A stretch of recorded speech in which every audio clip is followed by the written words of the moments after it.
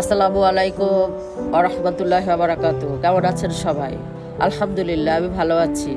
আজকে আমরা কথা বলবো সূরা ইব্রাহিম নিয়ে। আল্লাহ রাব্বুল আলামিন আমাদেরকে এই সূরা ইব্রাহিমে কি বলেছেন। পরম করুণাময় অসীম দয়ালু আল্লাহর নামে শুরু করছি। আলিফ লাম মিম রা। হে মুহাম্মদ, এটি একটি কিতাব, তোমার প্রতি এটি নাজিল করেছি যাতে তুমি লোকদেরকে অন্ধকার থেকে বের করে আলোর মধ্যে নিয়ে আসো, তাদের রবের প্রদত্ত সুযোগ ও সামর্থ্য ভিত্তিতে এমন এক আল্লাহর পথে যিনি প্রবল প্রতাপান্বিত, আপন সত্তায় আপনি প্রশংসিত এবং পৃথিবী ও আকাশ যাবতীয় বস্তু মালিক।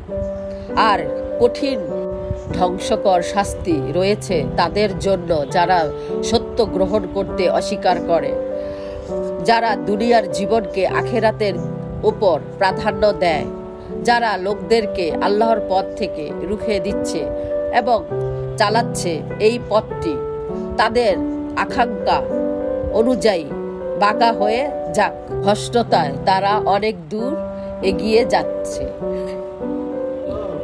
নিজের বাণী পৌঁছাবার জন্য যখনই কোনো রাসূল পাঠিয়েছি, সে তার নিজের সম্প্রদায়ের ভাষায় বাণী পৌঁছেছে যাতে সে তাদেরকে খুব ভালো করে পরিষ্কারভাবে বুঝাতে পারে। তারপর আল্লাহ যাকে চান তাকে ভ্রষ্টতা করেন এবং যাকে চান হেদায়েত দান করেন। তিনি প্রবল পরাক্রমশালী ও জ্ঞানী। আমি এর আগে মুসাকে নিজের নির্দেশাবলী সহকারে পাঠিয়েছিলাম। তাকে আমি হুকুম দিয়েছিলাম, নিজের সম্প্রদায়কে অন্ধকার থেকে বের করে আলোর মধ্যে নিয়ে আসো এবং তাদেরকে ইতিহাসের শিক্ষণীয় ঘটনাবলী শুনিয়ে উপদেশ দাও। এ ঘটনাবলীর মধ্যে বিরাট নিদর্শন রয়েছে এমন প্রত্যেক ব্যক্তির জন্য যে সবর করে এবং কৃতজ্ঞতা প্রকাশ করে।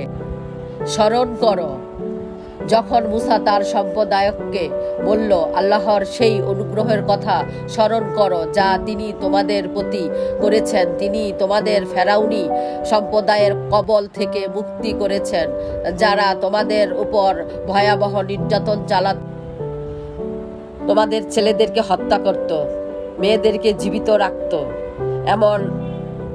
এর মধ্যে তোমাদের রবের পক্ষ থেকে তোমাদের জন্য মহা পরীক্ষা ছিল। আর স্মরণ করো তোমাদের রব এই বলে সতর্ক করে দিয়েছিলেন যে যদি কৃতজ্ঞতা থাকো তাহলে আমি তোমাদের আরো বেশি দেব, আর নেয়ামতের প্রতি অকৃতজ্ঞ হও তাহলে আমার শাস্তি বড়ই কঠিন। আর মুসা বলল, যদি তোমরা কুফরি করো এবং পৃথিবীর সমস্ত অধিবাসীও কাফের হয়ে যায় তাহলে আল্লাহ কিছুই আসে যায় না এবং তিনি আপন সত্তায় আপনি প্রশংসিত। এর মতো এখানে ইতি টানলাম। আসসালামু আলাইকুম ওয়া রাহমাতুল্লাহ।